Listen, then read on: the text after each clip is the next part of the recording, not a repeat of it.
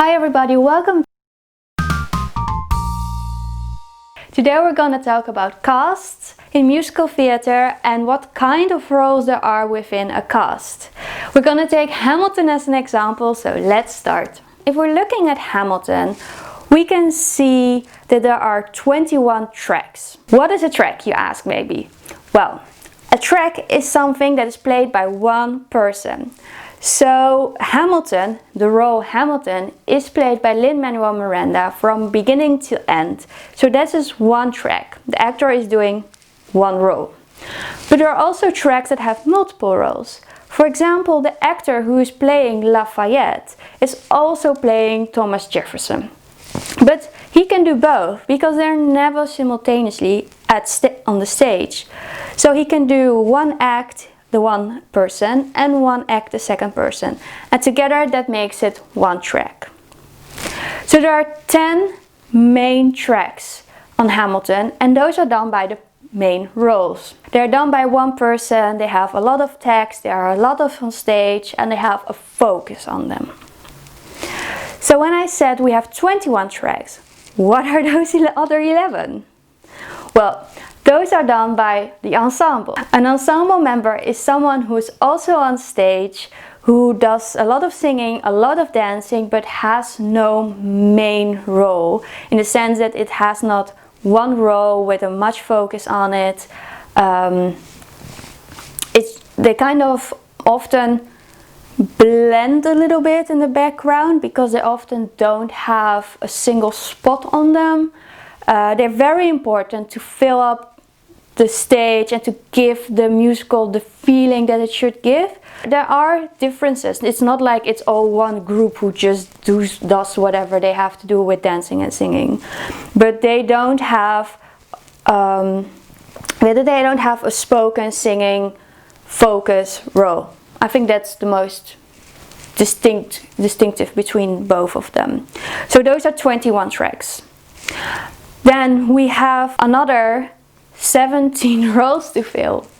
And those are done by the more often confusing roles because people don't really understand the differences between them. So we're talking about swings, standbys, understudies, and alternates. So let's start with standbys. Standbys are actually kind of what the name says. They're standing by for a main role. So they are not on stage if they're not standbying a role. They're off stage waiting to fill in case something happens. So say Lin-Manuel Miranda falls down during one of his songs, he hurts his leg, he cannot play anymore. This is the moment that the standby steps in, he is ready to roll, Lin is off stage, he comes on stage and the performance continues.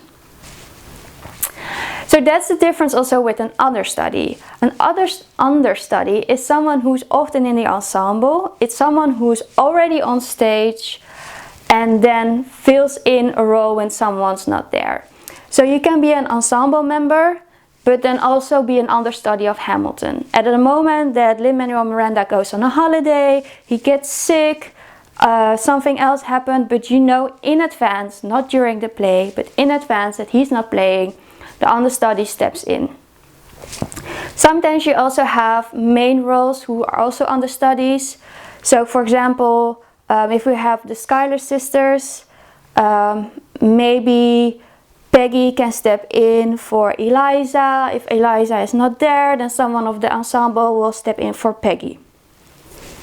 Those are understudies. And a lot of the main roles have two understudies because it can always happen that someone is on a holiday and the other person gets sick, so a third person have to play because otherwise the performance cannot happen. But you can also imagine that if ensemble members get picked and have to play other roles, the ensemble positions stay empty.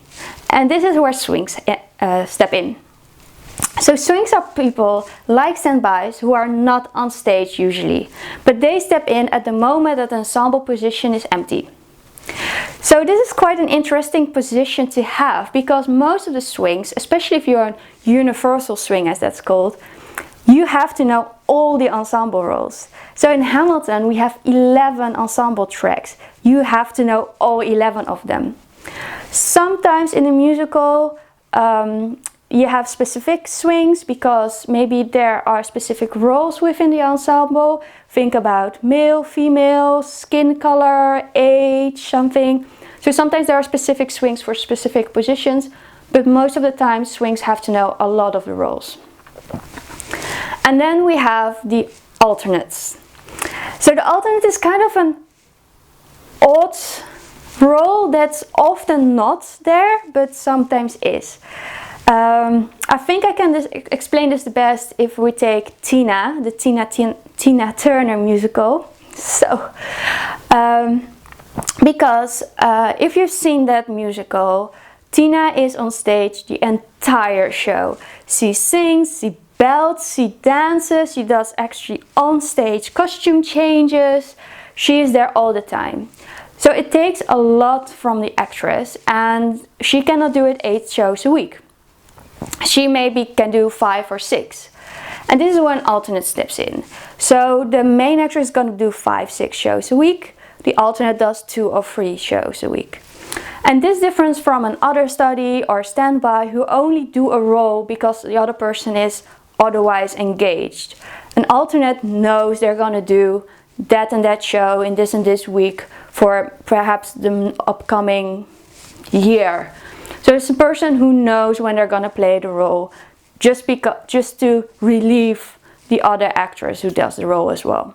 I hope this kind of makes it a little bit more clear. I tried to make a scheme that you can probably see now and to make it a little bit more clearer, but I hope you also see how difficult it can be to actually cast a cast. You can kind of imagine how complicated it is if you have 2 understudies, but then they're also in an ensemble, and then you have to see swings, how many roles they can fill and how many swings do you need. And it's kind of a very big puzzle to get everyone together because most people have to know multiple roles and it has to fit in the vision of the creative team. But there's one person that I want to mention as well, because it's not a role that you will see during the show, but it's a very important one, and it is within the cast, and that's the dance captain. The dance captain is someone who's assigned, often by the choreographer of the show, to make sure the dance level stays on top. From the moment that the show has opened, it should stay on a steady level, and a dance captain is there to make sure that if some people forget steps or maybe they are slacking a little bit. So that's the moment that the dance captain steps in and she's like, okay, we're gonna do an extra rehearsal. You, I want to see you tomorrow afternoon. We're gonna do this and this dance. Make sure you're prepared. We just need to keep it up again and we need to get back to the level where we started. That's the dance captain. So I think these are all the roles that are in the cast. I hope you learned something from it. If you have any questions, leave them on the comments below and I'm gonna try to answer them. And I hope to see you on my next video. Have a good day. Bye.